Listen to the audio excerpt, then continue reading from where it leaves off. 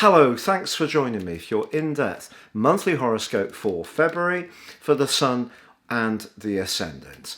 If you have yet to subscribe to my channel, please click or tap on the bell notification symbol.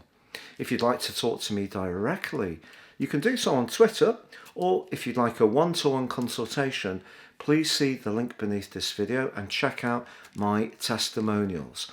Also, if you want an immediate analysis of what the future holds for you based on your time, date and place of birth, my affordable written reports, you can get 30% off on a special offer. If you get your character analysis too, please see the link beneath this video as well. Welcome Aquarius to your monthly horoscope for February. The month begins with the Sun in your sign, with Mercury, the planet of communication, and also Jupiter and Saturn. So this collection or stellium of energy is really bringing about a much more Aquarius feel to the interactions of the world at large. But also, on the very first day, these are augmented by the arrival of the delightful energies of Venus. Now, Venus is, of course, about attraction, but it's not just about attraction in a romantic context or relating. It is also about attracting wealth.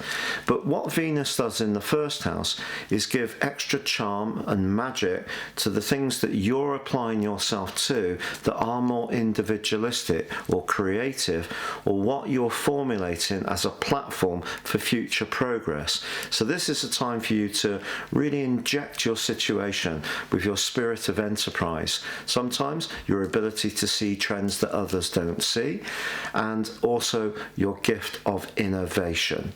But of course, Saturn is also in your sign, your co-ruler, but Saturn is the part of your nature which is more rooted in tradition, and this is particularly so of Aquarius people born from around about the 20th, 21st through to the end of January, but it can be true of other Aquarius people too.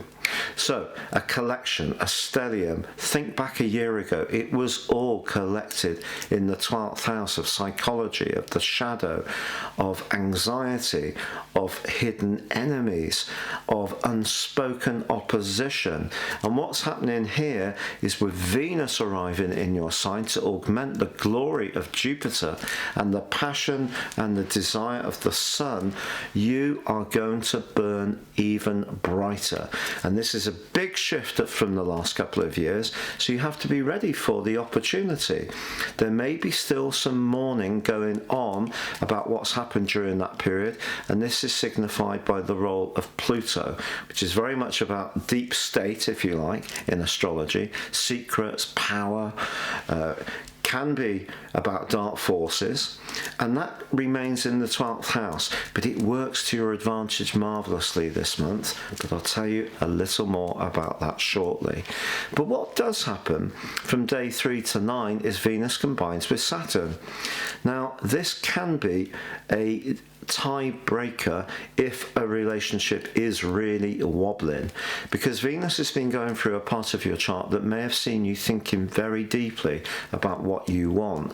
For some Aquarius people, a relationship may have finished in the last 2 or 3 weeks, but Venus emerging into your sign is like drawing a line in the sand. It can be a fresh start, so even if a tie has bumped along the bottom, perhaps Venus combining with Saturn like this is a very profound discussion which lays down some firmer boundaries, and those are likely to come from you.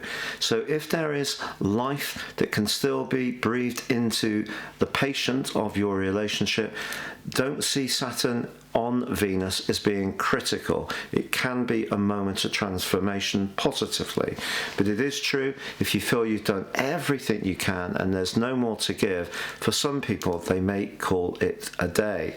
And this is augmented even more from the 4th to the 10th, because Venus is in a tense right angle with your modern and progressive higher octave ruler of Uranus, suggesting that you'll need to be free of anything which isn't really real difficult and isn't really working is going to be extraordinarily high. Also, in a very complex way, your two rulers, your two co-regents of Saturn and Uranus, are in conflict all this month and pretty well for the first 6 months of the year, and also the last 5 weeks. What does that mean? Well, it means I feel that the home and emotional and family zone is quite a vibrant, but also potentially tricky part of your situation at the moment. Perhaps you're starting to push back against some of the folks who made life rather difficult the last couple of years, and that could mean that you're going to be more assertive. When Uranus first moved into Taurus in the middle of May 2018 through to the middle of November, I think, 2018. Just as it moved, it was in an exact right angle with Mars, which was stationed right at the start of Aquarius before it went into a retrograde and went back into the sign of Capricorn, where of course it's exalted. So what that meant at that time was some of the genesis of the problems which followed around emotional relationships which weren't working very well were instigated from that point. You could say the next 6 months will be payback. Us Aquarians are going to be firmer. We've learnt a lot. We've realised who we can really count upon. And because Mars and Uranus are so strong in that 4th house, it could mean moving home, an addition to the family. It could mean breaking away from a family relationship which isn't working, because the power that's coming into Aquarius now is going to give you an awesome, greater sense of identity and personal validation, which is absolutely right. But with Mercury retrograde through to the 21st, not everything is going to run exactly to plan. And if you do have a plan or a strand or something you're developing, just be aware it could be a bit stop-start.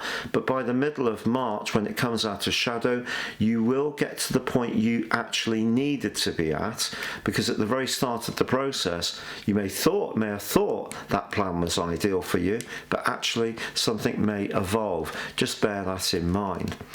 Now, on the 8th, the retreating Mercury meets the advancing Sun in an exact conjunction known as combust or cosimi.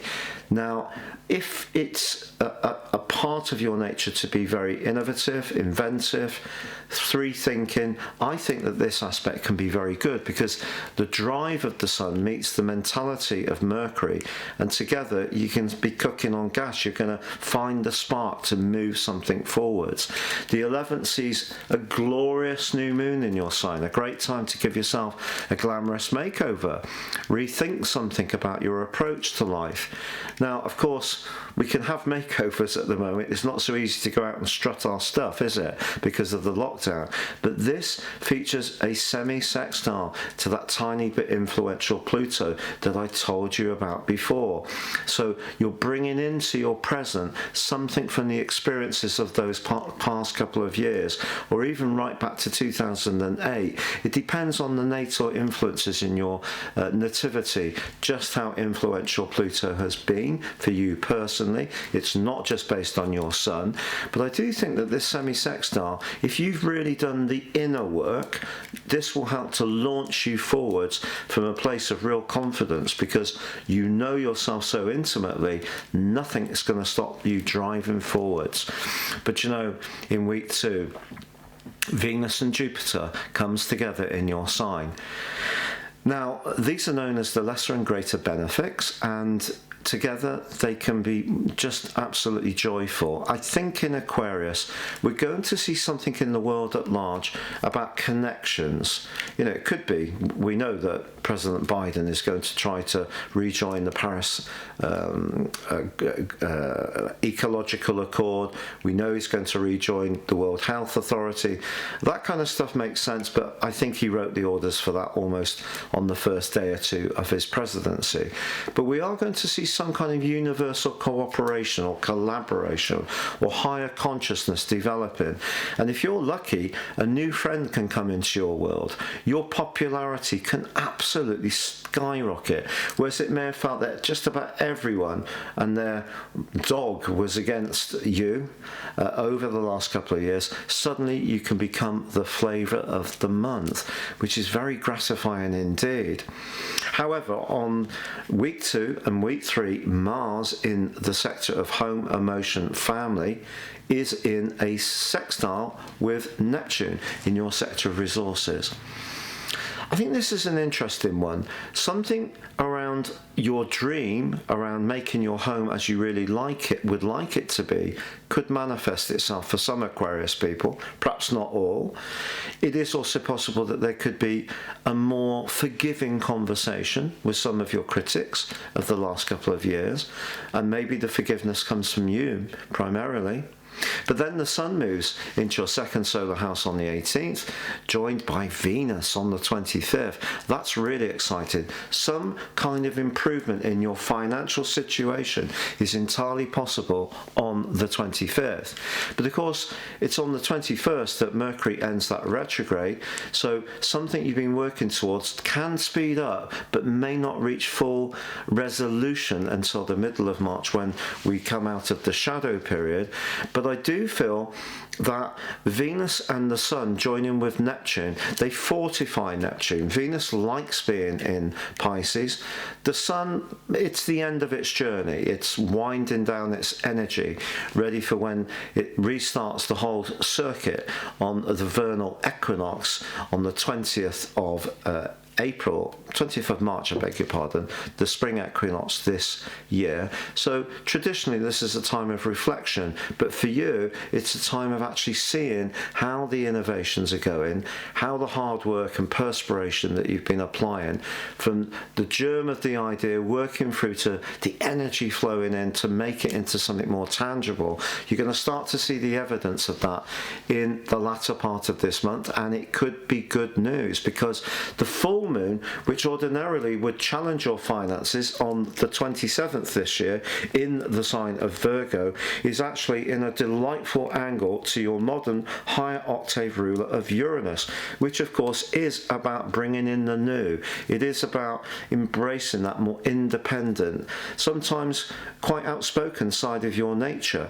So something to do with a property matter, I feel, because Uranus is in the 4th house, could reach a critical point in the following 2 weeks. And because both the Sun and the Moon position are actually augmented by Uranus in a positive way, it's not a challenging link, it's actually a sextile to one and a trine to the other, both enabling Uranus and your preparedness to change something, because you are a fixed sign, so you can be reluctant to change out of long-held customs, attitudes or patterns. Uranus here is saying, look, if you need to move, it's good. If you need to change where you're living, it's good. If you need to work from home, it's okay. If you don't want to work from home, this may be an opportunity to reconnect with your world of work. But it can happen quite swiftly, and I think a financial matter can change very dramatically as this month joins to a close. But key to this is your sense of self. How robust is it? Because the Sun, Neptune and Venus, along with the challenge that comes from the Virgo full moon, are all asking you, how good do you feel about your self-worth? If that is robust, it is feeling strong, you do your manifestations, you're feeling you can attract goodness to you, then imagine it. Imagine the goodness flowing into you, both in terms of people's plaudits, but an improvement in your self-worth and also your cash flow. Please stay safe, take care, and goodbye.